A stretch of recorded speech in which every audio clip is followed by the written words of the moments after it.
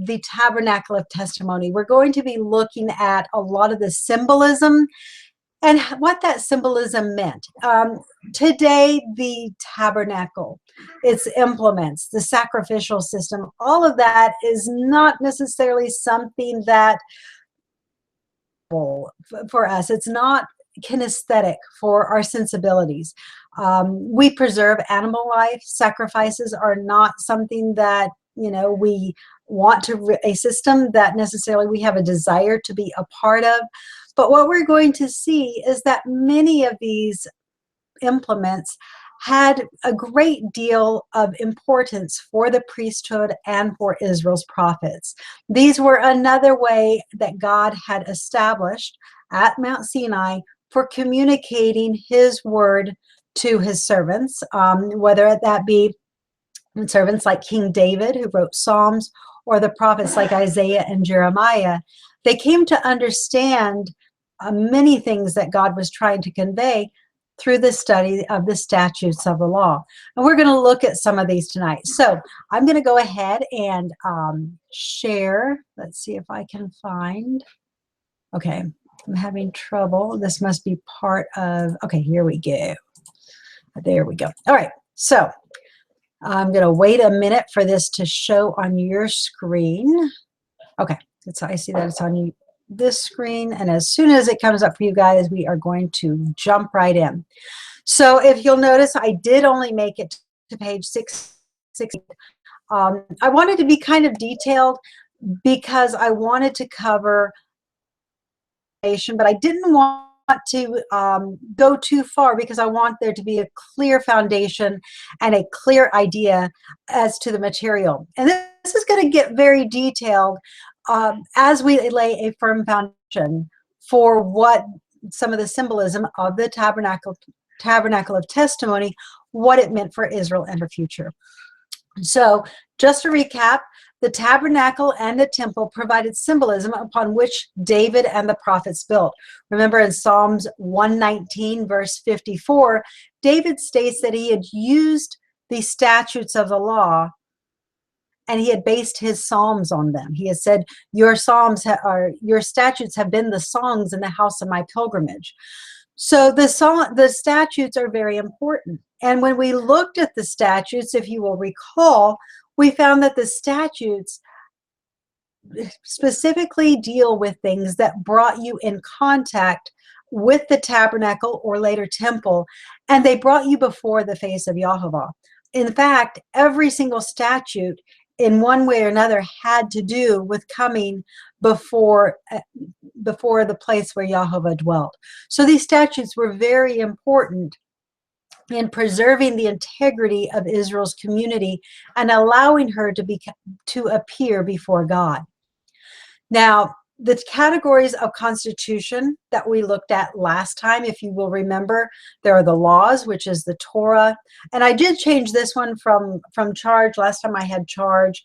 I felt that the charge was more of an overview. It was more of the commitment, the responsibility, and the overall instructions, where the laws, the Torah, are the precepts and the underlying idea. You also have the statutes. Here I show it in the feminine, but you find that the statutes are specifically those things, again, which brought you before the face of Yehovah at the tabernacle. The mishpat, the judgments, those are laws, regulations that govern social justice. Whether this was a study I did this week, and it's very fascinating because the holy days, whether we look at Pesach, unleavened bread, Feast of Weeks, Sukkot, all of those are listed as statutes. And they're listed as statutes because they brought you before the face of God at the tabernacle. It's interesting, however, that the weekly Sabbath is not mentioned as a statute like I would think it would be, but it's actually listed as a judgment. So as I went through and I was questioning why would the Sabbath be excluded from being a statute, what I discovered is that the Sabbath had more to do with social justice than what it did with bringing you before the face of God. You know, there really was no command to appear before Yehovah in his temple every Shabbat. That simply was not the command. But on the social justice side, the command was to give your servant 1 day a week off. So this was kind of a part of a Bill of Rights for Hebrew servants, where they were guaranteed 1 day a week off from their labors. So the weekly Sabbath is a mishpat. It is not a chalk or a statue. The other level of commandments that we have are the mitzvah, and these are the commandments. I am working on a book just kind of by default. I had to do a lot of research this week for volume 2, which I might mention is coming along nicely, and I think it is going to be such a blessing for so many people. I cannot wait to share the information with you guys. I've had to do a lot of rewriting, just because I think I've learned how to write a little bit better over the course of the last 4 or 5 years. And I really want to make the information very clear, because there are a lot of new concepts as we go between the Tanakh, the Old Testament, and, believe it or not, into the New Testament. There's a lot of concepts that we have to be firmly grounded in the Torah in order for us to understand. You know, when David writes that the Torah grants light and it grants understanding, truly everything that we can learn comes from understanding the statutes, judgments, and commands within the law. So we're going to see how that plays out in volume 2. Tonight, we're going to see how these statutes and judgments, how they play out in the tabernacle and why they are so important. So the statutes dealt with the regulations of the tabernacle and the priesthood. The judgments dealt primarily with social justice and tort law. Now remember, tort law are the type of things that you would use in a court of law in litigation, whether you're prosecuting or defending for criminal or civil cases. In the Torah, there really is no distinction between criminal and civil. They are really kind of dealt with on the same playing field. Now, again, as I mentioned before, David writes that Yehovah's statutes had been the songs of the house of his pilgrimage. So in order to understand the books of Psalms, whether it's the writings of Asaph, David, or Adithuan, you have to understand and study the statutes of the law. The Tabernacle of Testimony. This was the command that Yehovah had given to Moses. It says, "You shall appoint Levites over the Tabernacle of Testimony and over the vessels and over all things that belong to it. And they shall bear the tabernacle and the vessels thereof, and they shall minister to it and encamp around the tabernacle." So here what you have is the tabernacle is called the Tabernacle of Testimony because Israel's contract with God, their national covenant, their social contract, was deposited within the Ark of the Covenant. The Ark of the Covenant is also termed the Ark of Testimony. And the reason for this is that it testified either for or against Israel's future. It contained the blessing and curses of the law. So if Israel obeyed their covenant, if they were within the parameters of the contract they had made with Yehovah, well, then it testified to their obedience and the blessings that they would enjoy on their land. If, however, they began to have famine, drought, sickness, diseases, if they began to have war, civil strife, all of those things testified to the fact that Israel had departed from their constitution. Israel had departed from walking in Yehovah's way of life. The Levites were given to minister to the Tabernacle of Testimony, to serve it. And the reason for this is that in many ways, the Levites kind of play the role of God. They enact and reenact parables, parables of things that God would do in Israel's future in an effort to bring Israel back to a state of obedience. You know, God always wants the best for his children. He wants what is best for people. And sometimes because we are obstinate and hard-headed and we want to do things our own way, sometimes it takes extreme measures to get us to kind of wake up and smell the coffee. So the first thing that we're going to see, and actually let me go back for just a minute, because what we see is that Israel is commanded to encamp around about the tabernacle. Remember, God dwelt in the middle of that tabernacle and Israel surrounded it. So God was actually dwelling among the children of Israel.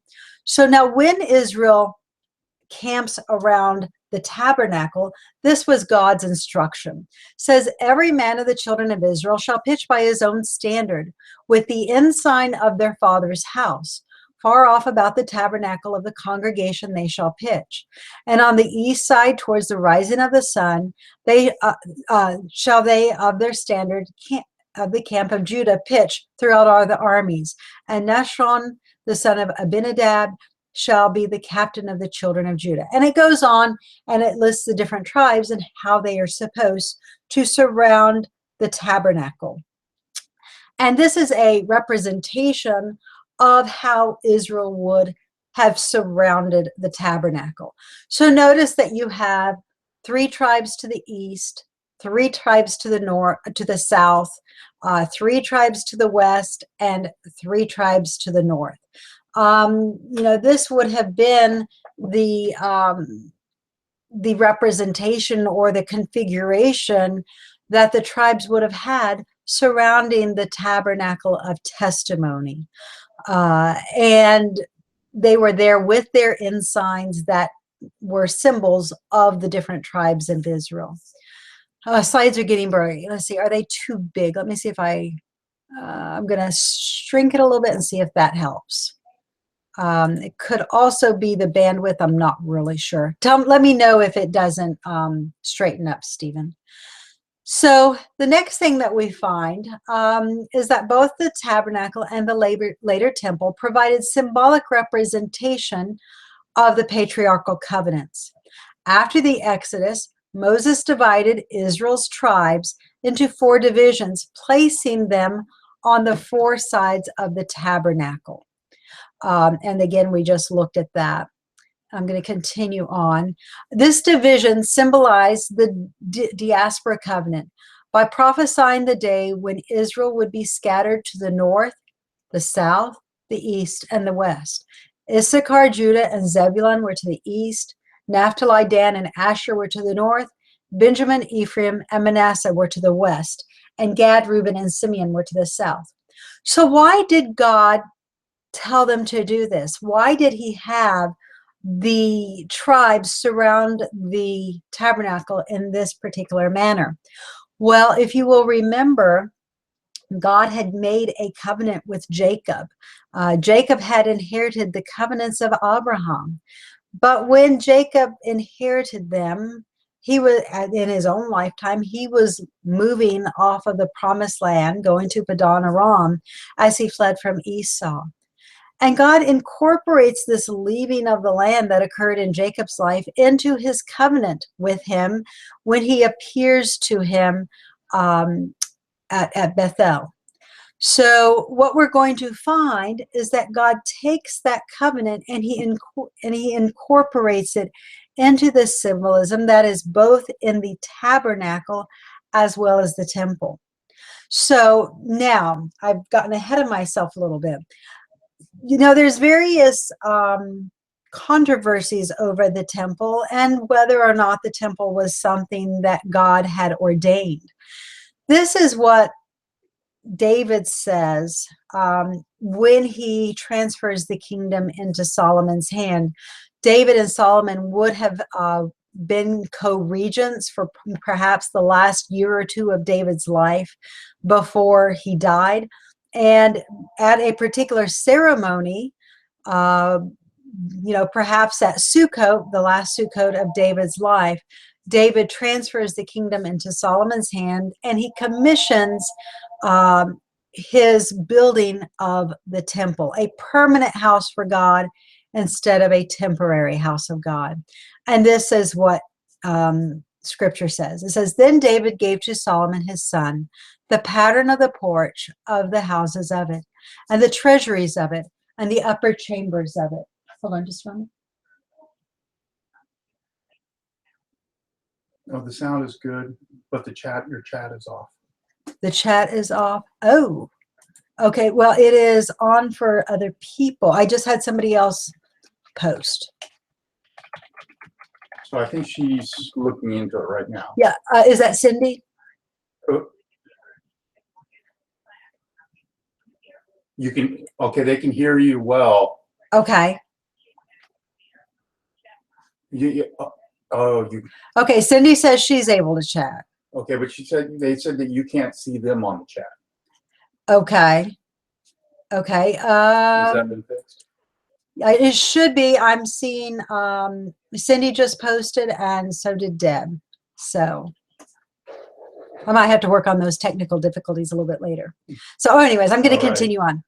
Says the chambers of it and the inner parlors of it and the place of the mercy seat. Now this is very important. It says, and the pattern of all that he had by the Spirit, and the courts of the house of Yehovah, and all the chambers round about of the treasuries of the house of God, and of the treasuries of the dedicated things, also for the courses of the priests and the Levites, for all the work of the service of the house of Yehovah, and for the vessels of the service of the house of Yehovah.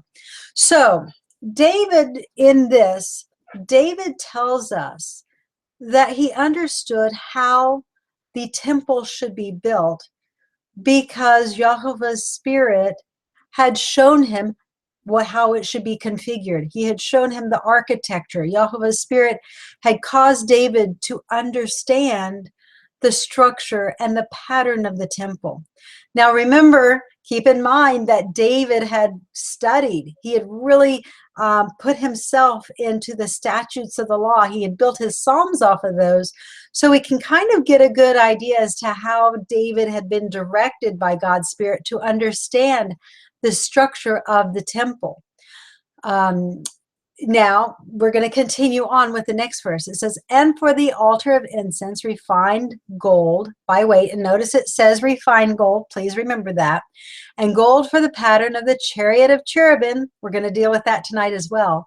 That spread out their wings and covered the ark of the covenant of Yehovah. All this, said David, Yehovah made me understand in writing by his hand upon me, even all the works of the pattern. So the temple appears to be something that was ordained by Yehovah. David says that he was made to understand in writing.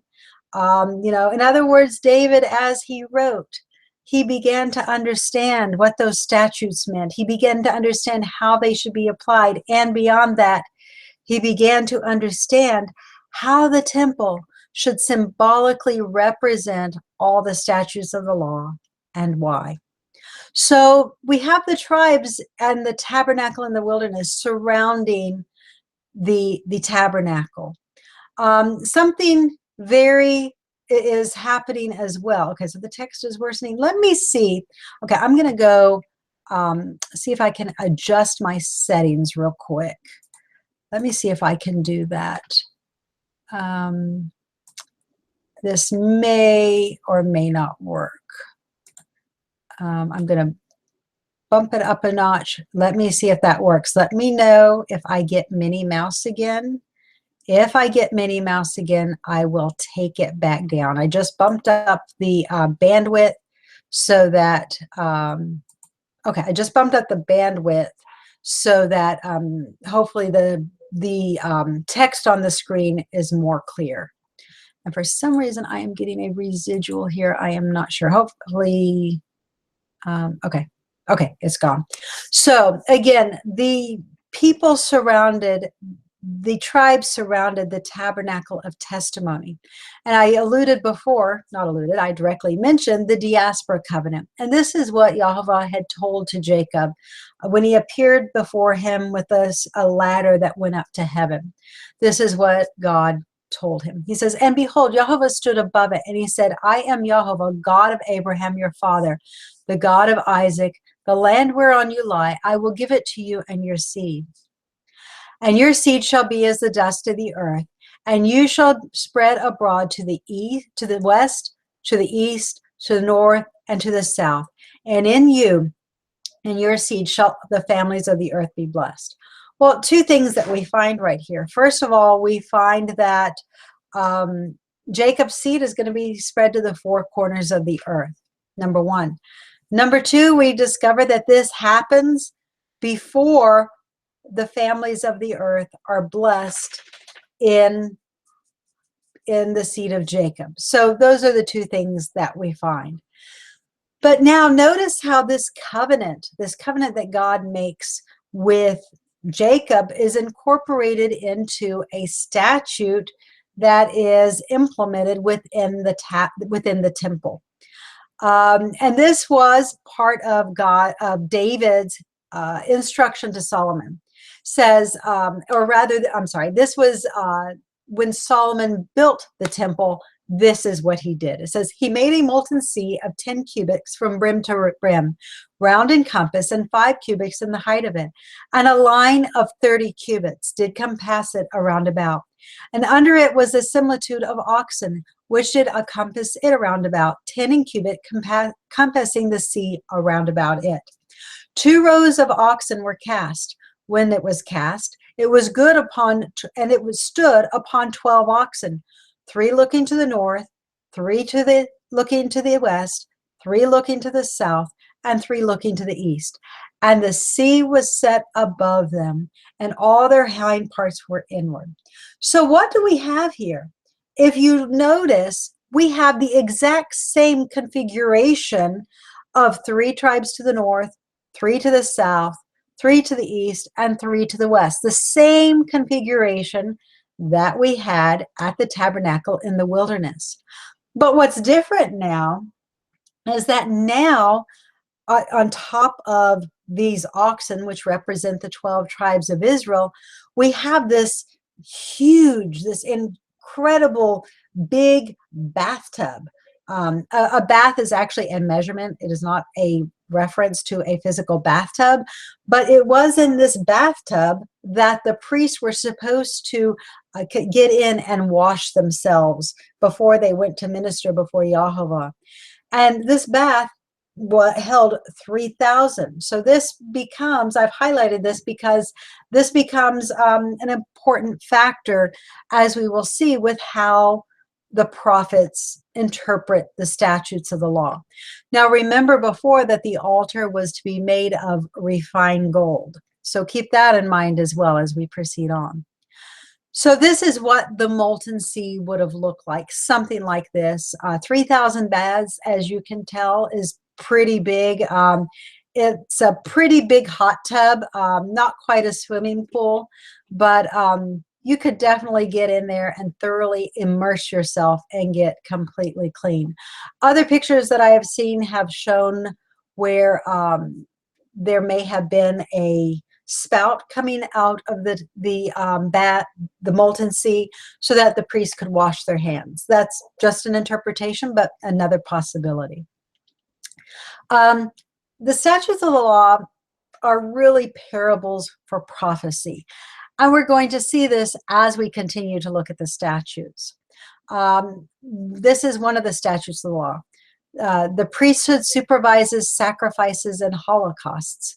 You find that later on in Isaiah, towards the end of Isaiah, he says that he put on the robes of the priesthood and he sacrificed Israel, and that behold, his robes were splattered with Israel's blood.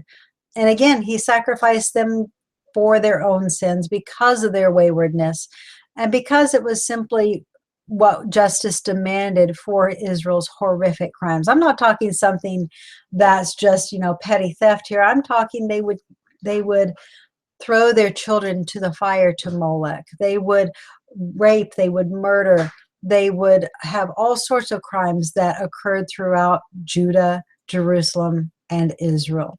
So these were incredible crimes that God would eventually render a Holocaust. You also have another statute that ordains healing through bitter waters. This is in Exodus 15:25-26. I might point out that this in some ways also mirrors Numbers 5. You also have the idea of purification by fire is followed by the waters of separation. For those of you guys who are familiar with the prophets, you can see kind of some of the parallels of these statutes with the words written by Isaiah, Jeremiah, and Hosea. You also find that the water of separation and purification of sin throughout the camp through the ashes of the red heifer, which is kept outside the camp. So there is a process here that is being described within the statutes of the law. This process is totally defined, it's totally outlined, and totally described in a precise chronological order in the curses of the law, in Leviticus 26 and Deuteronomy 28 through 30. You find that these are parallels. God is really giving you multiple witnesses that testify to the exact same thing. He's really not telling you one thing here and not telling you something else. Everything is testifying to the same event. Remember, the proverb within Scripture is that truth is not established by the mouth of one witness, but rather there's 2 or 3 witnesses that testify to the same thing. You find the same thing in Scripture. You find the curses of the law are one testimony. The statutes of the law are another testimony. And then the tabernacle of testimony is another implement whereby God is really conveying the exact same information. Not different information. It's really all part and parcel of the same package and the same ideas. Now, the prophets build on the statutes of the law. And I want to bring your attention again to this idea that the wash basin, the huge wash basin that the priests would clean themselves on, held 3,000 baths. You see the prophets interpreting this. Particularly, you see Hosea interpreting this, where he says, after 2 days, Yehovah will revive us, and the 3rd day he will raise us up, and we will live in his sight. Now, remember, there's the idea of trial by fire, and then waters of separation and purification. All of these ideas the prophets built on through their words. You also find Isaiah builds on the idea of purification by fire. In Isaiah 13 verse 9, he says, "Behold, the day of Yehovah comes, cruel both in wrath and fierce anger, to lay the land desolate, and he will destroy the sinners thereof out of it. And I will punish the world for their evil, and I will make a man more precious than fine gold, even a man of the golden wedge of Ophir." So remember that the altar was of refined gold. And you have this idea of refining through Holocaust, and then the waters of separation, and then the waters of purification. All of these ideas are ones that are derived directly from the statutes of the law. Now, the second thing we're going to be looking at tonight is the idea of the Chariot of Cherubim.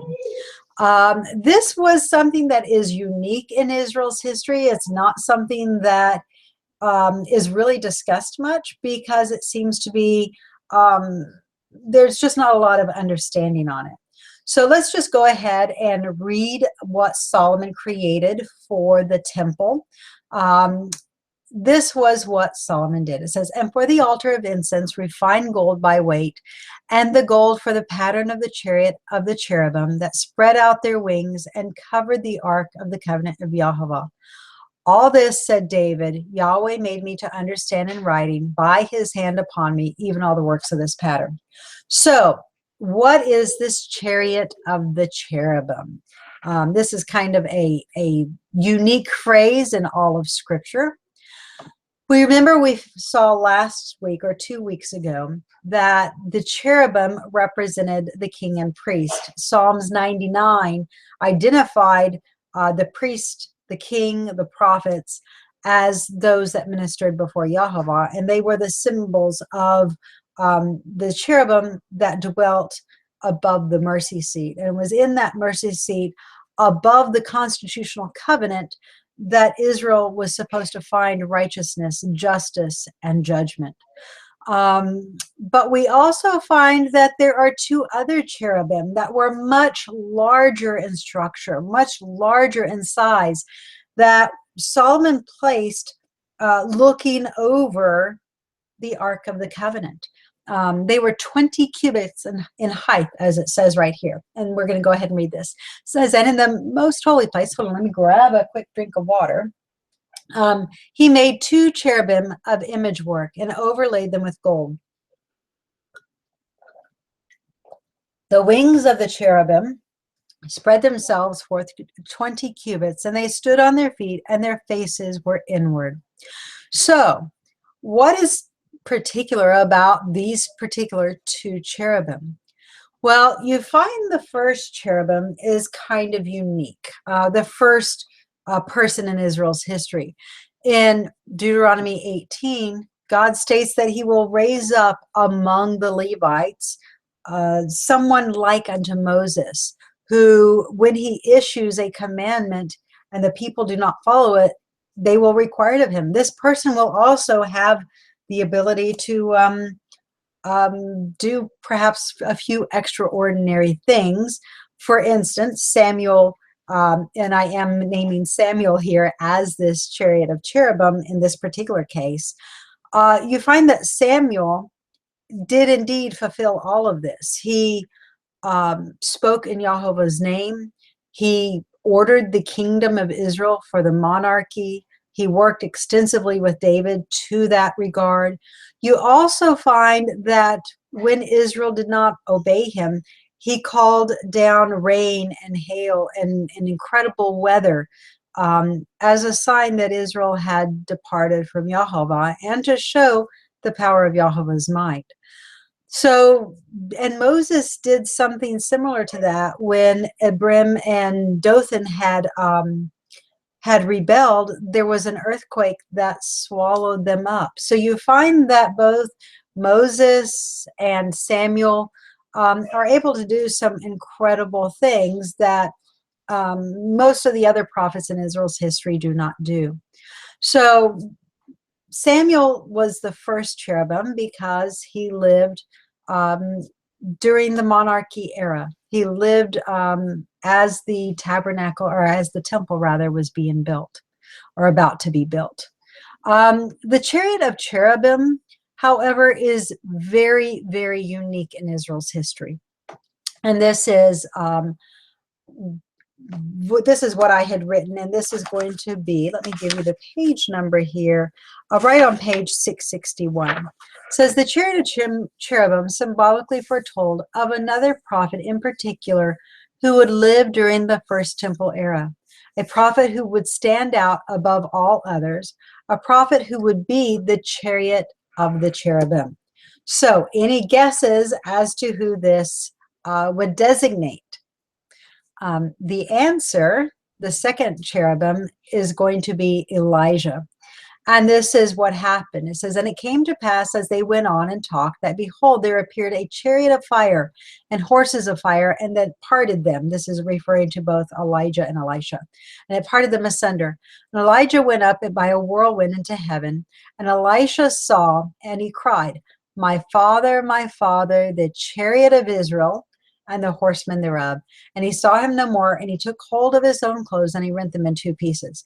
So this whole idea of the chariot of Israel had been established almost 200 years beforehand within the temple of testimony that was designed by David and built by his son Solomon.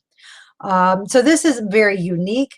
Now, something happens with this story that is very, very unique, because the Chariot of Cherubim does not end with Elijah because of a request that Elisha made. Before Elijah is taken up by the Chariot of Israel, Elisha asks something very particular. And this is what he asks Elijah for. He says, and it came to pass as they were gone over, that Elijah said unto Elisha, ask what I shall do for you before I be taken away from you. And Elisha said, I pray you, let a double portion of your spirit be upon me. Now, Elijah says, that's a very difficult to do. I don't know that it's going to happen, but he says, if you see me depart from you, then God has fulfilled your request.